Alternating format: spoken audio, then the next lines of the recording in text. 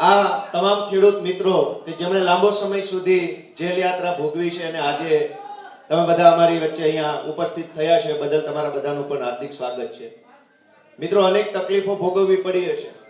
જેલમાં રહેનારો માણસ હોય એને તકલીફ પડતી હોય છે, ઘરે રહેલા માણસો કે જે જેલમાં નથી એને ઘણી તકલીફ ભોગવવી પડતી હોય છે। જેલમાં રહેવાની તકલીફ બંને તરફ ભોગવાતી હોય છે, અંદર વાળો અને બહાર વાળો બંને તકલીફ ભોગવતો હોય છે।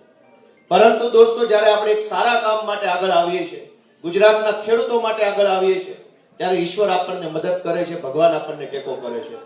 દોસ્તો, આજે મને કહેતા ગર્વ થાય છે કે જેલની અંદર તો હજારો માણસોને પૂરેલા છે, પણ તમારું જેલમાં હોવું એ ગર્વ લેવા જેવી બાબત છે કે દારૂ પીતા નહીં, ડ્રગ્સ વેચતા નહીં, માથાકૂટ કરતા નહીં, ગુજરાતના ખેડૂતો માટે લડતા લડતા જેલમાં ગયા, એ ગર્વ લેવા જેવી બાબત છે। આખી જેલની અંદર અનેક માણસો હશે, પણ ગર્વ લઈ શકે એવા કેટલા હતા? અહીંયા બેઠા એટલા જ માણસો ગર્વ લઈ શકે એવા હતા કે અમે ઇજ્જતથી વટથી કહીએ કે અમે ગુજરાતની જનતા માટે લડતા લડતા જેલમાં પહોંચ્યા છીએ।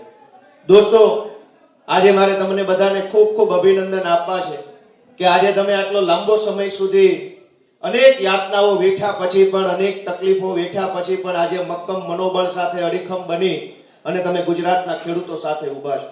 આ લડાઈ બહુ લાંબી છે, આ આસાન લડાઈ નથી।